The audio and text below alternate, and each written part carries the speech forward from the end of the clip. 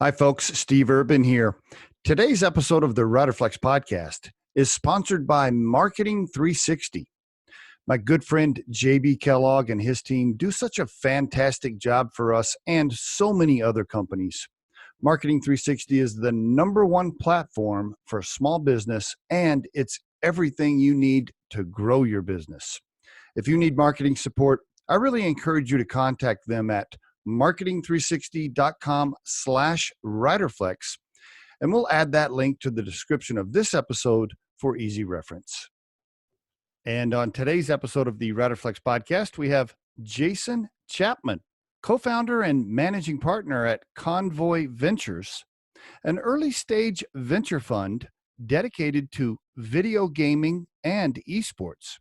They partner with and support founders in this industry at the earliest stages. Jason Chapman on the Riderflex podcast. Jason, how you doing today? I'm doing great. And yourself? Awesome. Are you in Denver? I am. I'm on Platt Street. Oh, cool. All right. Yeah. How about the weather forecast we got for the next 5 days? I mean, is that Fantastic? You know, I'm looking forward to spring. I think the winter has finally won over me, and I'm looking forward to a new beginning here. Right? Yeah.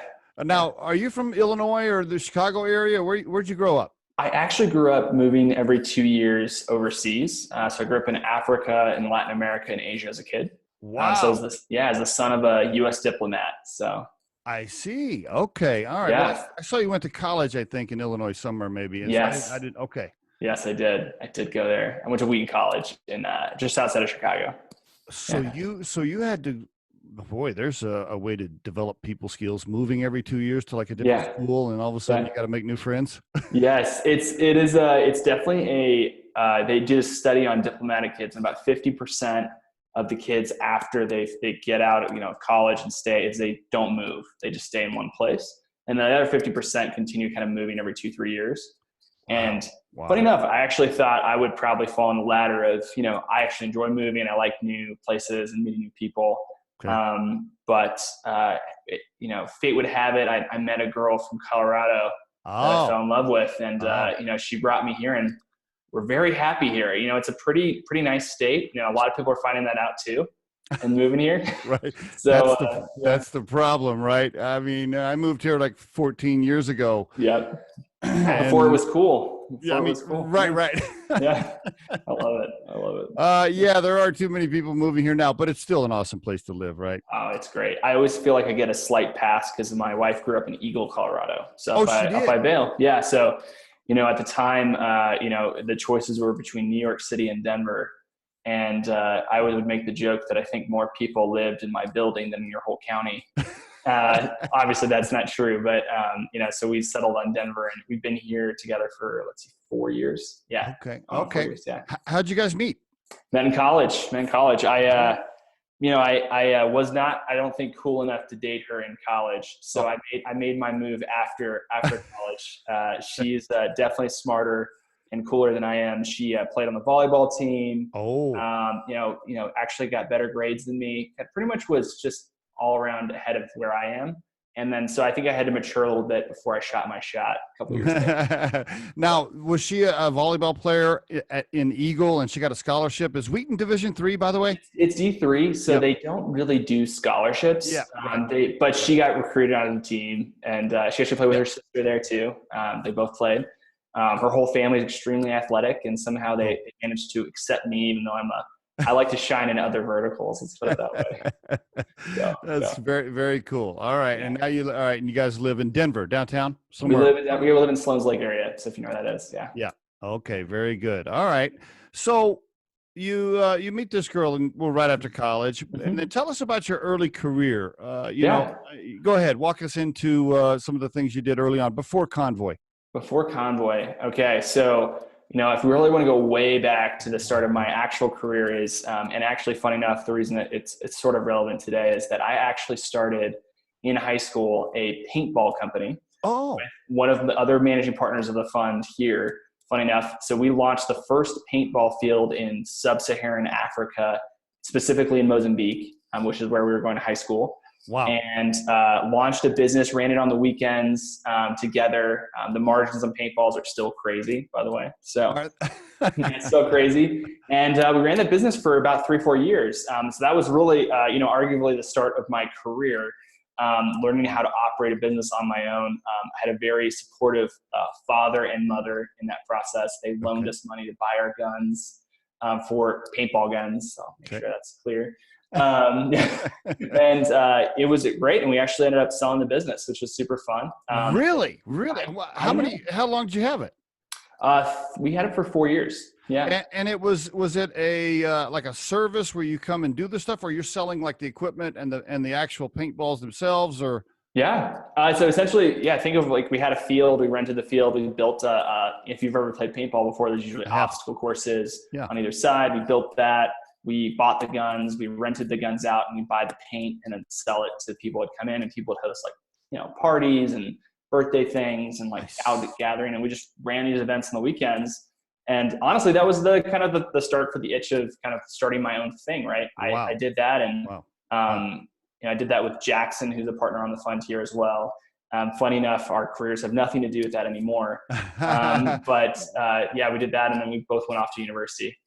Well, a little bit though, but it's kind of like sports related, kind of. I mean, there's a little tie in there. So did you learn back then, like how to set up the LLC and how to just, all these, all these things like cash flow and expenses and income statements. I mean, that's where you learned all that. Oh, wow. Okay. Yes.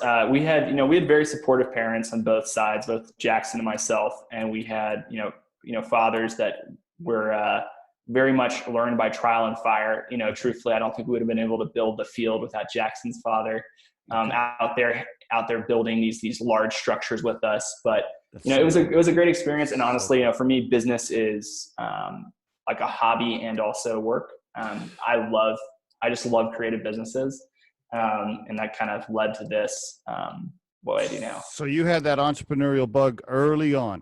Pretty early, pretty early. I mean, it sort of kicked off when, I just kind of learned there's a lot of creative ways to make a living. I also did go work, after university for IBM. But so but by then you already knew what it was like to be an entrepreneur, right? You're like, I didn't know my time was fixed when I went. So funny enough, after university, I went to work in the Watson group at IBM.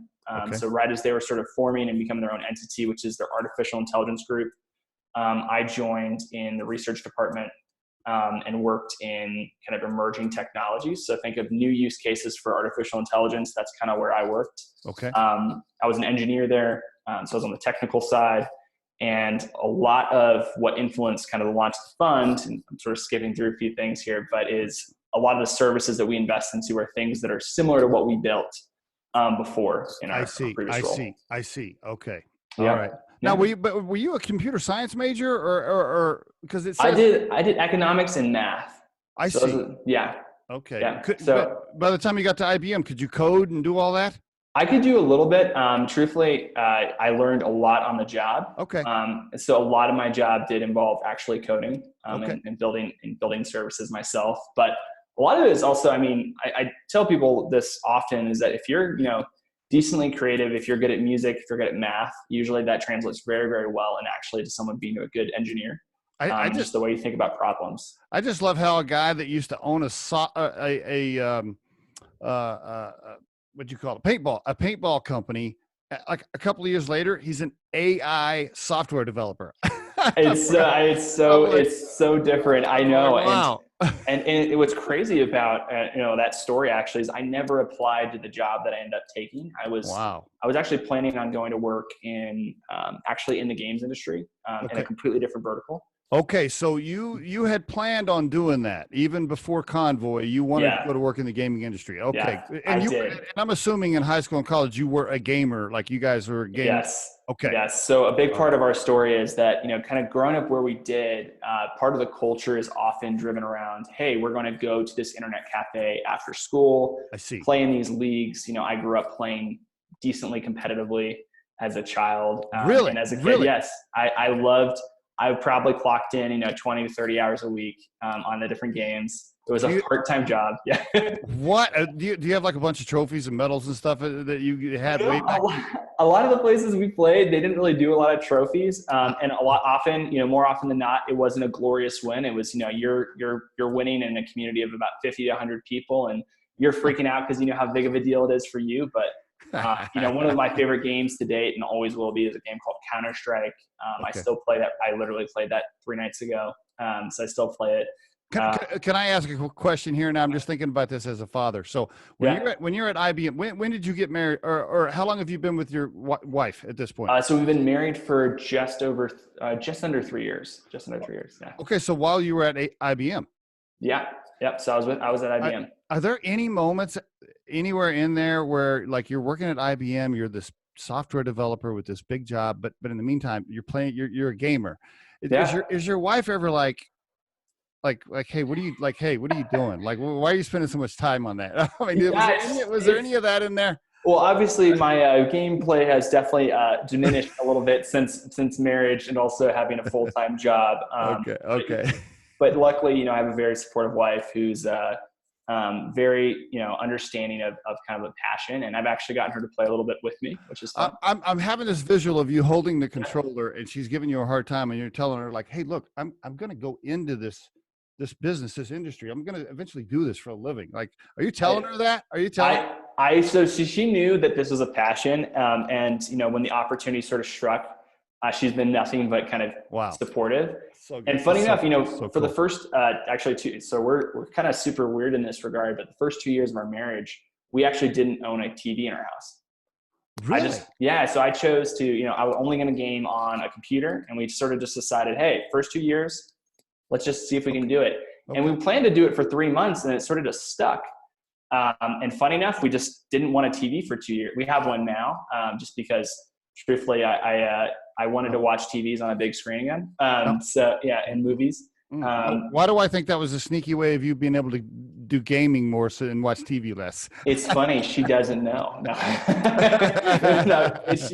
She was actually a proponent of it too. And it was funny, it was actually really good for me. I think also just sort of focus on being present. And, a lot of my world is very much drawn towards, community in gaming, and actually not having that in the house was actually really refreshing for us sometimes. That's cool. And so when I'd want a game, I'd go on my PC, which is, not too big. That's actually where I'd rather play games. And so most hardcore gamers do play on PC, not console, which is like Xbox and PlayStation. Yeah.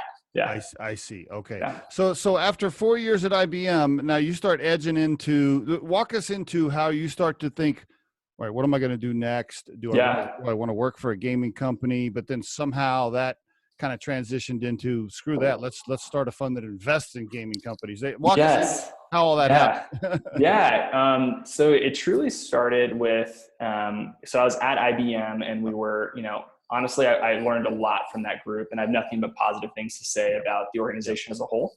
I had some great mentors and leaders there that were kind enough to teach me along the way, which was really, really helpful. But when I started to sort of see like, hey, you know what, I think I do want to go do my own thing. I'm ready to pivot out. I started actually looking at that. Hey, what startup can I start in gaming? Okay. And saw quickly actually that in games, there's a lot of people that get funding for what you call studios or content. So think of the person building the next Fortnite or the next, if you've heard of Fortnite or like Call of Duty or things like that. Yep. That's where most of the funding goes in our industry. Okay. And I knew a lot of people and had a lot of personal friends that had started companies that were what I'd call it more in the background. So the infrastructure and technology, which is truthfully what I've been doing myself at IBM. A lot of the services that I built were things that you'll probably never hear of, right? But you rely on a day-to-day basis. So our thesis was pretty simple. It was like, hey, why don't we go build a company that's targeting the back end of gaming, right? So we started thinking about it and looking around, and I sort of tinkered around with a few of my friends about ideas. And then eventually what we sort of settled on was like, hey, we're noticing that most of the founders trying to build what we call platform plays or infrastructure plays in gaming struggle to get financing. Okay. And so we looked into it and we said, why is that the case?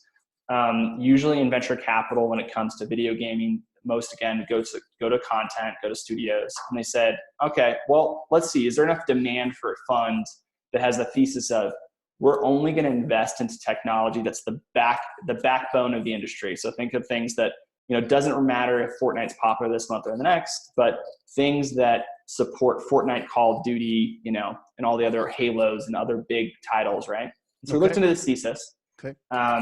I approached a bunch of founders in the space and said, hey, do you think this is, merited? And they said, why don't we try it out? And so Josh, who's my brother, actually. Okay, I figured that. I looked you guys up on YouTube earlier this morning. I saw an interview. I thought that's got to be his brother. Yes. Josh, myself, and Jackson. So kind of the personal story there, which is a big deal for us, is I've known Jack since I was 11 years old.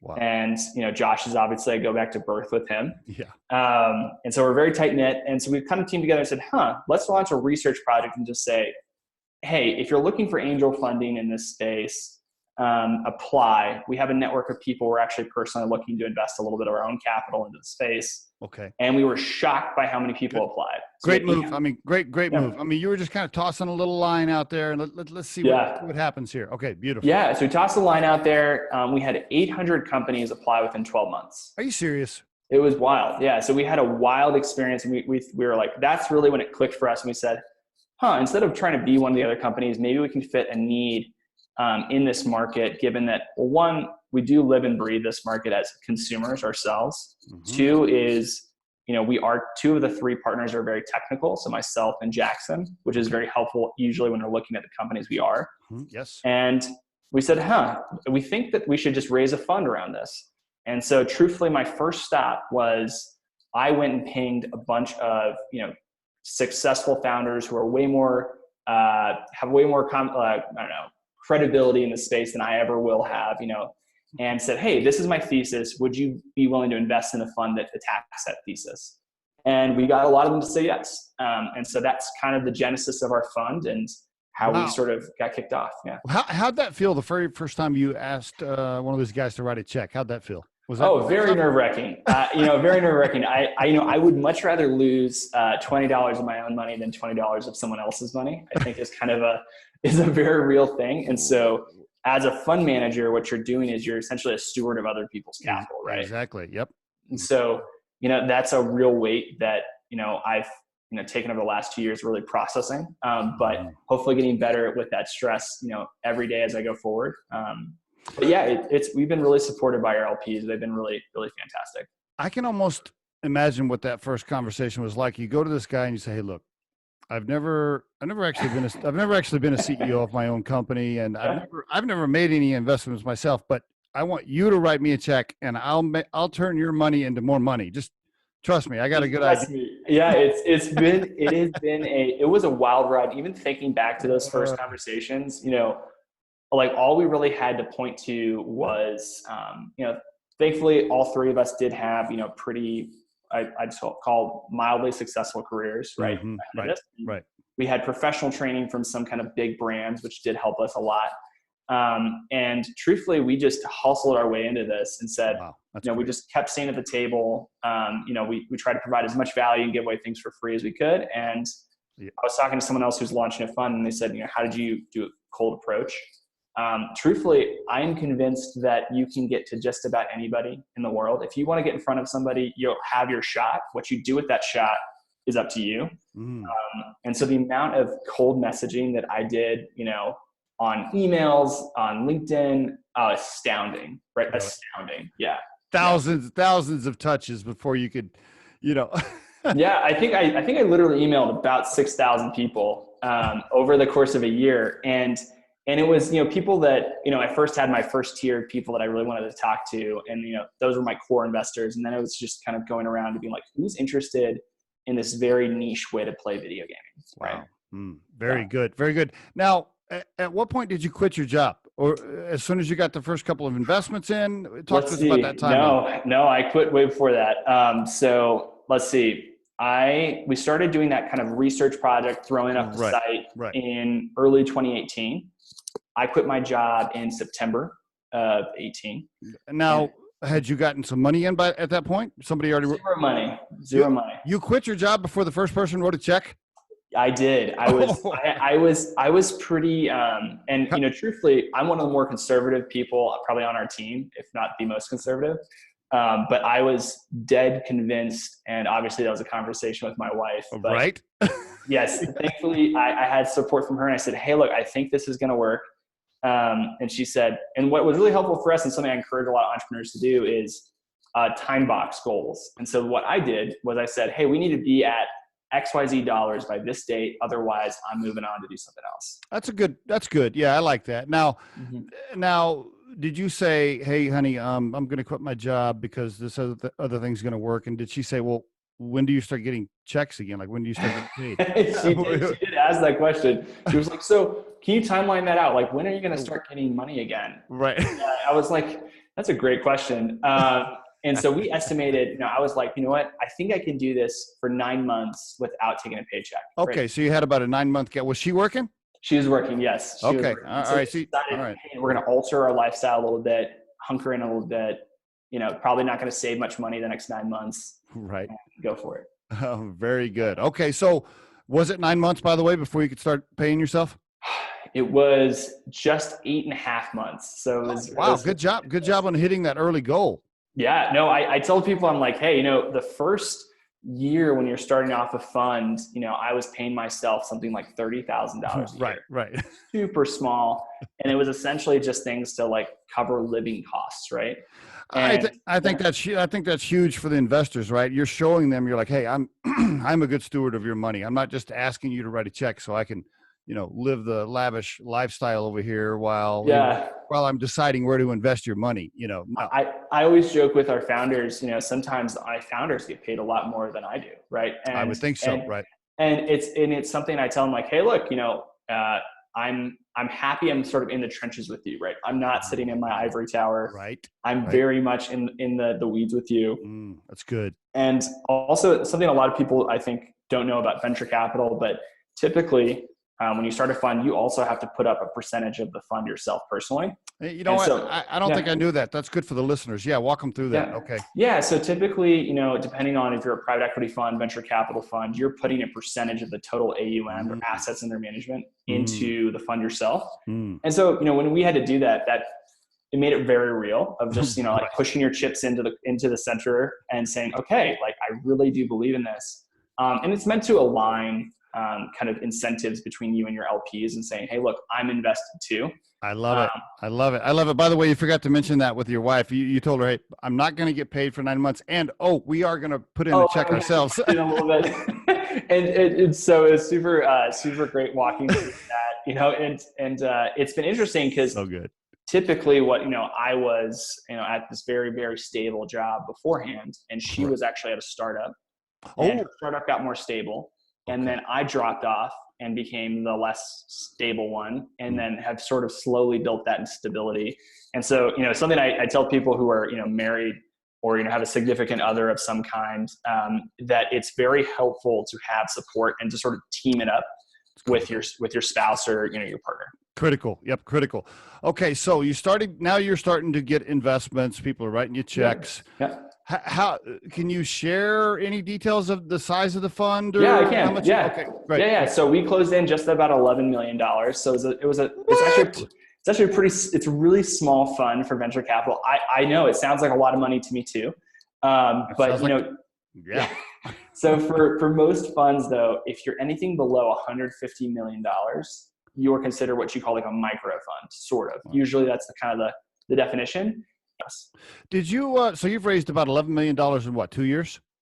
We raised that in about, let's see, it would have been about officially 9 months, but it was really a year. It was really about a year that we were actually asking people. Did you ever wake up in the middle of the night, like in a cold sweat at 3 a.m. going, I just took like millions of dollars from this guy and he's depending on me. I have that happen regularly, actually, where I have a moment where something sort of, makes it really seem very real, right? Of like kind of the weight I've taken on. And, something that, for me, it's helped me a lot is having, kind of a support network of also a couple people above me that mentor me who have, managed billion-dollar funds. And I talk to them about that. And I'm like, hey, the weight of 11 million is almost unfathomable at times. Like, how do you manage $1 billion, right? And just kind of growing in that and realizing that as a steward, your job is to sort of stay steady even when there's highs and lows. And so something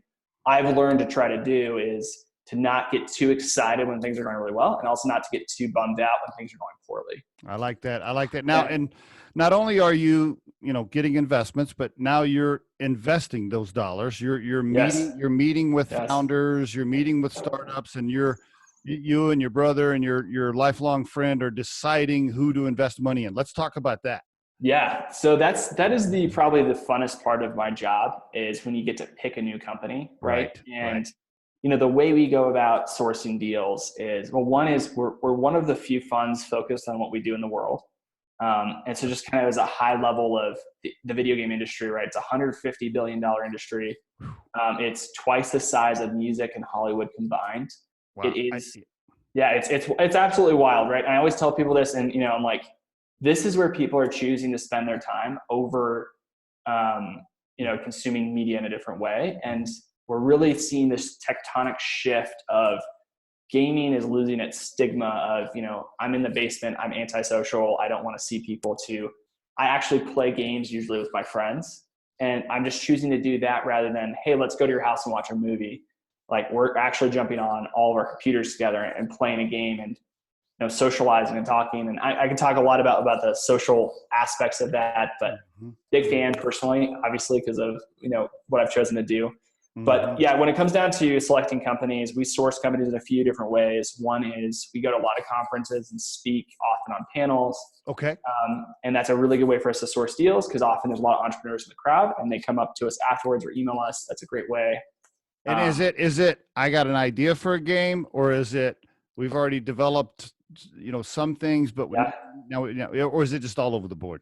So what we do, we get hit with all types of levels of, where the company is. What we invest into is we do seed stage deals, and we invest between $250,000 to $500,000. That's our range. Okay. And typically the company is built products, just started making some revenue, and is sort of just starting to tip up, right? And so we don't usually like to invest pre-revenue. That's not our mantra. Good to know. And we usually like to see some sort of traction. And most of our companies, not all of them, but most of them are on the B2B side, not B2C. Okay. We have a couple of B2C plays, and we're actually looking to make another one soon, which we're excited about.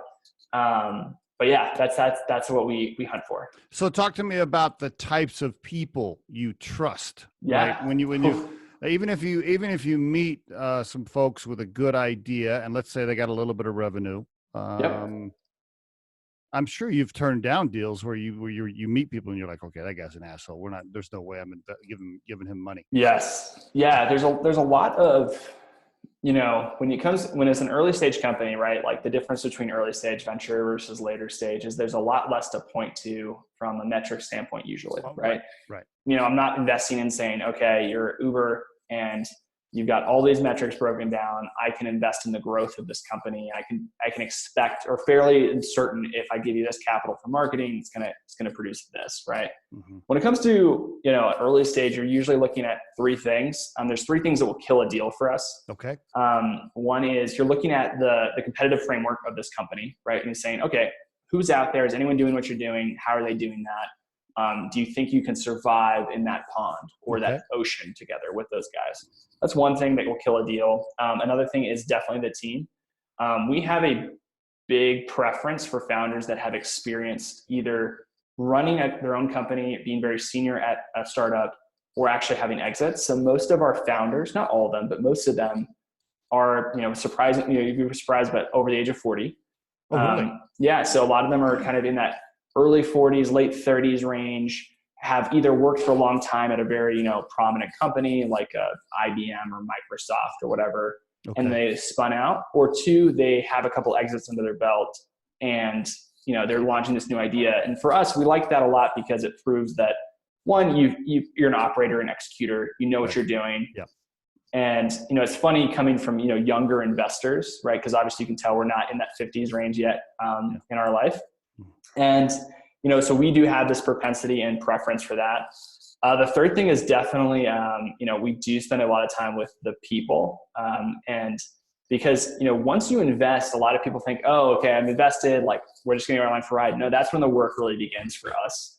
I spend over half of my day typically working on the portfolio. And yeah. Okay. Yeah. Okay. Have you, I'm sure, well, it's early, so I don't know. Yeah. Have you invested in some that crapped out already? Have you had some failures? No, we haven't had any deaths yet. Deaths. Okay. No deaths. No deaths yet. I am sure that we will. Yeah, That's probably. just the nature, unfortunately, of our business. You usually assume, depending on who you ask, but usually the range is somewhere between 30 to 50% will go to zero. That's like often a very common thing that you expect. I don't think that will happen to our fund, but I'm sure that many other managers before me thought the exact same thing. And so hopefully I'm right. Do you want to be the only investor, or are you usually a smaller investor and there's other people in, or how does that work? Typically, we're coming in and we're one of the first, if not the first, what you call institutional money, which is not like an angel check. And so usually our rounds are between $1 million to $2 million in total. And we're putting in 250 to 500 of that. And then we go source from our network. I see.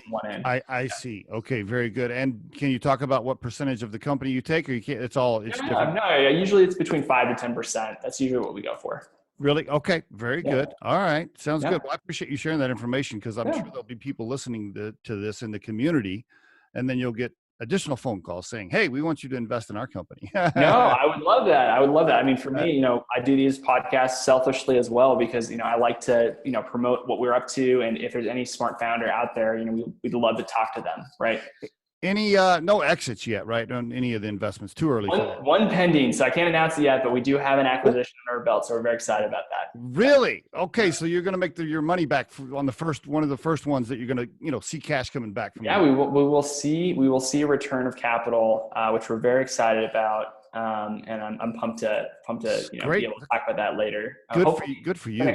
Yeah. So it's a good proof point for us. And I'm thrilled for the founders. How about some of the people that have invested money? It's too early. They're not calling you saying, "Hey man, where's my money? I want my money back." That's yeah. Typically you're not doing that with venture capital this early. So our oldest investor in the fund would have invested and given us money just about a year ago.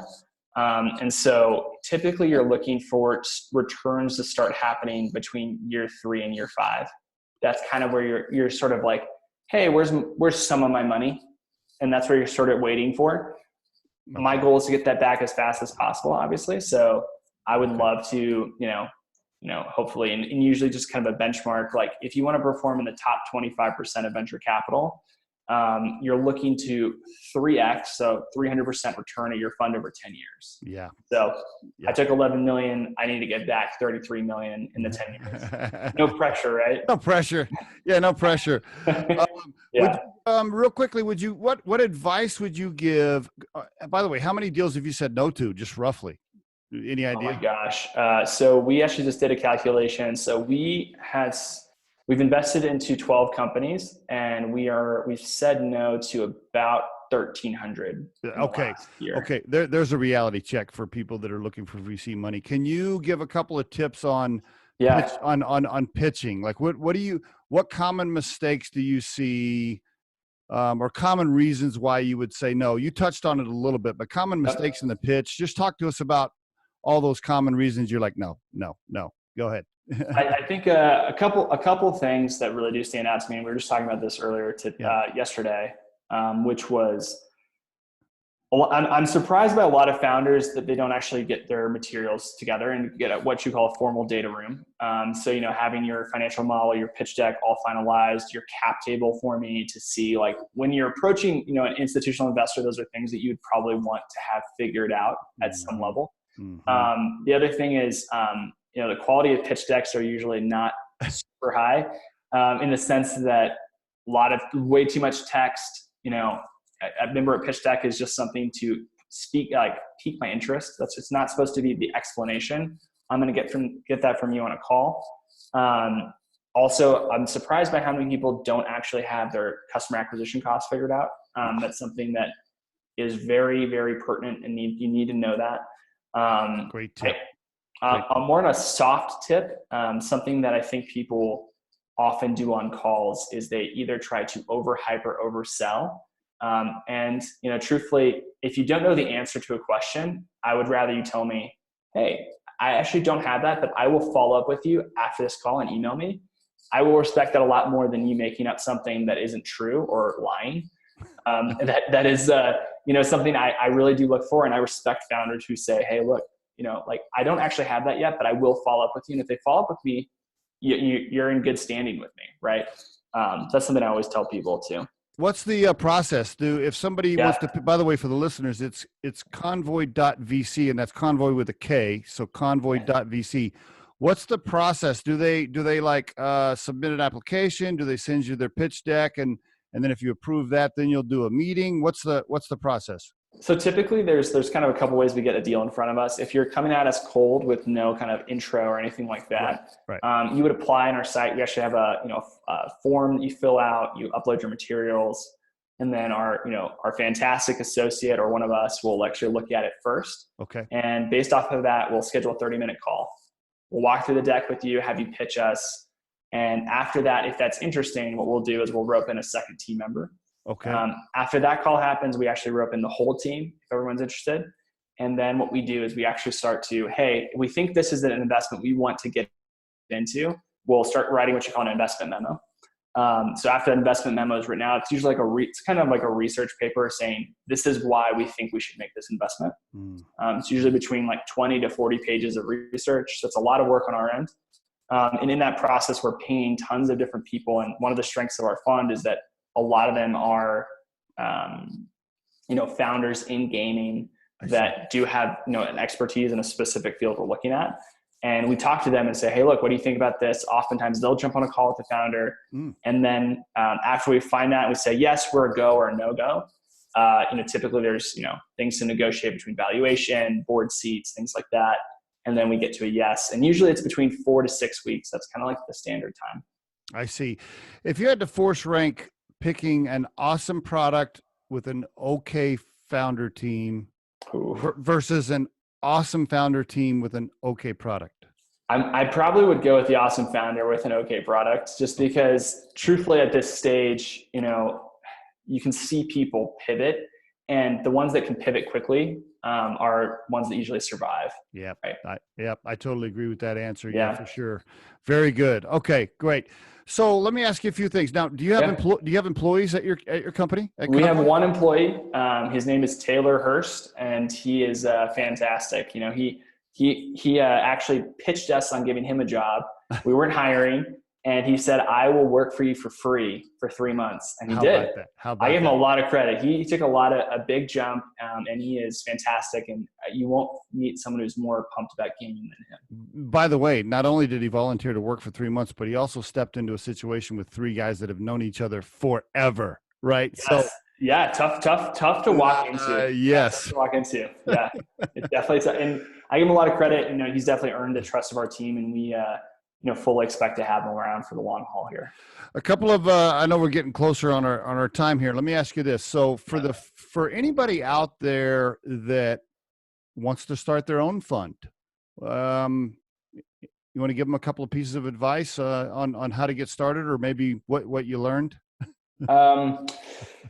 Want to start their own fund? I would say something I would tell you is, look, most people who start a fund don't have our story. They have a different story. The story of, hey, I worked at a very large venture capital fund, like, an Excel, Bessemer, Sequoia, Greycroft. And then I was there for, 10 to 15 years and I decided to spin out, right? Like that's a very standard story. The other story, which is very common, is, hey, I sold my company for a couple $2 billion. Right. I think I know this industry very well. I'm going to start a fund with, and I'm going to seed it with a lot of my own money, and then also bring in my friends to do that. Right. Our story is a little different than that. Right? We don't have $1 billion exit under our belts just yet. Right. But what I tell people is, look, having a very niche and focused thesis on knowing your pitch and what you want to swing at is very important. I think it's a lot harder if I was going to approach and say, hey, I have this generalist fund. We invest in everything under the sun. Just bet on me, right? It's a little harder when instead of me saying, hey, look, I do know, how to build these services. I do know this industry. and we have the backing of, you know, and in my mind, you know, I'm obviously a little biased, but some of the smarter people in the industry of how they're looking to deploy capital and fund the next wave of startups behind us, you know, that was a very helpful way for us, right? Early on, we got buy-in from some really big names, and that was really helpful for us as a team. But I'd say also don't get discouraged, right? Like, you know, I had thousands of no's, literally thousands, and it's okay, right? And, you know, you shoot your shot, move on, be respectful of their time. You know, I always joke and say I've had LPs, so which are investors in us, come into the fund within 24 hours, and I've had people take a year. Wow. So, you know, you'd never know. And I always tell people, like, treat all investors with respect. And, you never know what's going to happen. And also just be careful with who you take money from. Because once you take their money, you're working for them. I am. And so just be careful who you take money from, and make sure that they're, people that, you know, something I think about a lot is, who am I okay with making my job to make them more money? And that's, you know, just a soft quality, but, you know, I'm really proud to say everyone in our fund is someone I would be willing to back and say, hey, look, I'm happy with hopefully handing them back $2 and they give me $1. Right. So now eventually, as your company, you know, keeps going over the years, eventually you'll probably take money from somebody where you're like, oh, Jesus Christ. You know, I hope that doesn't happen. I really hope it doesn't happen. You know, I have heard horror stories from other founders, fund founders as well. Yeah.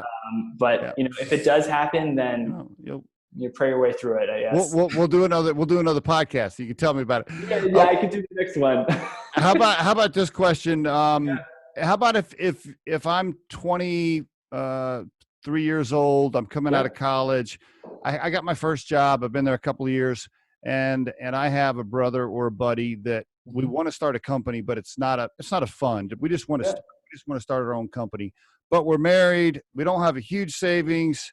Talking to the wife, and she's, you know, we're like, hey, we're going to quit our job, and I don't know when I'm going to get paid next, and I'm a little scared, and your wife's scared. Yeah. Everybody's scared. Well, what do you say to those folks? Oh man. You know, I don't want to encourage irresponsible behavior based off my own. But I would say to them and say, look, I would say time box it and just be like, look, I like that. Just time box it. You got to come up like goals. You know, one of the phrases I love is goals without timelines are just dreams. And so, you know, that's something I always tell people, like, look, get a goal in 6 months. You're supposed to be here. If you're not there, have accountability group around you of 3 or 4 people that say, we're going to pull the plug on this. Right. And it's okay. Or pivot if you need to in some way, do something. Yeah. And also just, you know, luckily we live in the gig economy where, you know, you can do freelance work on the side too, if you need to get a quick couple $1,000s, especially if you're technical. That's a great point. I didn't do any of that while I was, you know, I actually kind of wish I had, in the sense of, you know, just saying, hey, look, let me take 10 hours a week and do a project for people, and, you know, you can make pretty good money. You and your brother ever get in arguments? Ooh, man, you know, funny enough. So Josh and I we're very close because of the way we grew up, moving over 2-3 years. You know, he's the only person, truthfully, on this earth that has sort of a similar vantage point to the way I grew up, of, you know, Nigeria, Mozambique, Bolivia, Brazil, all these different places we lived growing up as kids. And we're very different personalities, right? And so I'm probably the more pessimistic, negative one on the team. I always think of the problems first. And Josh is definitely the optimist. And nice balance. We have a great balance of, you know, he pulls me along when I'm fighting and kicking, and then I also pull him back when I think he's going a little bit outside of the reservation. You know, and so I think for us, we do have fights occasionally, but, you know, we've never had an argument that's gotten out of control. And, you know, we often, and this is very helpful to have a third partner too that can weigh in and be like, look, this is what we're doing. That's when able to speak in. That's when your new employee Taylor, he's like, I'll be over here when you guys are done. We've joked with Taylor a couple of times as he's, you know, walked out, and he said, you know, Taylor, what do you think? He's like, I think nothing. He has a great response. I give him a lot of two final questions. If you could call your 21-year-old self coming out of college, man. Now, because you're like, what are you, early 30s? I don't know. I'm Late, I'm late, 28. late Yeah, 20s. Okay. Late 28. Yeah, 20s. 28. Yeah. What if you could call it's only been 7 or 8 years, but if you could go Yeah, back those 7 years, would you tell that guy to do anything different? definitely. Man, such a knucklehead. So let's see. What would I tell myself at 21? Something I tell a lot of college. I was actually just back at Wheaton College speaking Okay, at an event, and I was telling the students there, I was like, "Hey, cool. look, it's never too early to start doing internships." Something that I really valued that I did in college a lot of is I tried a lot of different industries, right? And Very good. it was essentially like an accelerated way to figure out that, hey, I don't want to do that, right? And that's what I always tell people. Like, look, I actually worked at, in a bank. I worked in finance. I did like a startup marketing position. I worked as a developer for somebody. I did a lot of different roles, and I sort of guided myself to what I think I was good at and also what I liked to do. Mm-hmm. And so what I would tell my 21-year-old self is, honestly, I think I would have focused more on technical skills a little earlier. I think that would have sped Okay. up my kind of what I call like lethalness, Okay. my first couple of roles. Anyone today can go get, basic knowledge of different programming languages through like a Udemy or through any online courses. There's a lot of free ones too. And if I'm smart enough to do it, I know a lot of your viewers are smart enough to do it too. That's good. So I That's would good. tell myself, just hone in on that. Also, I think the thing that a lot of people, the lie of the GPA focused in college, Ah. I think, I graduated with a fine GPA, but nothing that was breaking the charts. I wasn't a 4.0 student. And I look at a lot of the people that, made school their main focus instead of kind of their vocational focus. Like, how do I get skills to go start a career with the skills I need? Right. And I think a lot of that's just picked up on the job. You just have to be in work, especially in business. Just go work for anyone, work for free. I know that a couple $1,000s sounds like a lot of money right now to a college student. Don't get me wrong, I still think a couple $1,000s is a lot of money, but it's not, it's worth the trade-off of you getting a really good work experience. Like, for instance, if you were to offer an internship and the guy was like, hey, I want XYZ to work, I would say, like, you know what, you're going to gain so much more if I could offer you to work for free. Yep. So I'm a big fan of that. I'm a big fan too. We've had several interns flow through here at Riderflex at our recruiting firm, and it's great. It's great for them. Just like you said, not only do you learn and you network and you build relationships, but you also learn about what you don't want to do. I think it's great. Yeah, no, very good. Last question, Jason. How do you define your core purpose in life now? If you had to, put it in one sentence, when Jason wakes up every day, what's his core purpose, you think? Oh man, my core purpose. So something that is really important to me is my faith. So I'm a Christian. That's really important to me personally. And so, when I say my core purpose, like, I would probably say something about, hey, I want to treat people the way that God tells me I should treat people. And, like, that is, there's a lot of outlined in the Bible about how to do that. So, just for me personally, that's a big core purpose. The other thing is, honestly, just to be faithful to what's given me from my investors and also, from my family. So, I've been given a lot of gifts in this world, which I don't deserve, and I realize that. And so I want to be faithful with those gifts. So I think that's probably the best answer I could give you. I like it. No, it's very good. I mean, you strike me as a very upstanding, moral guy. And I can see why people are comfortable writing you checks and giving you their money. So I can see it. I can definitely see it. By the way, when you go home, does your mom ever go like, wow, like you talk to people into writing checks for $11 million? I've had some fun moments with my mom, and my mom is so the story there is my mom also a lot of the countries we lived in, I was in 5th grade, actually didn't have like a school. She homeschooled us. I did online courses until I was in 5th grade, and she was such a trooper about it. Like, That's great. is a nurse by trade. My mom's a rock star. I see. And she's worked for the government too. And so, anyways, I come to her and she's like, I never would have guessed you ended up doing this. Right. And it's she's always like, you know what? We were your first investor in that paintball business. So don't forget about that. And I was like, I'll never forget, Mom. Don't worry. That's so Yeah. good. Hey, your parents must be super proud of you and your brother for what you guys have done. So congratulations Thank you so much. on everything. It takes guts to quit your job at IBM and Yeah. start a business and start a fund and go raise cash. I mean, hey, and you're having lots of traction and some major accomplishments early on. So You congrats, my know, friend. Congrats. we're really excited about it. Thank you so much. I really appreciate it. Yeah, I'll be watching. I'll be watching and keep, looking for you in the news and all those good things as you continue to move along.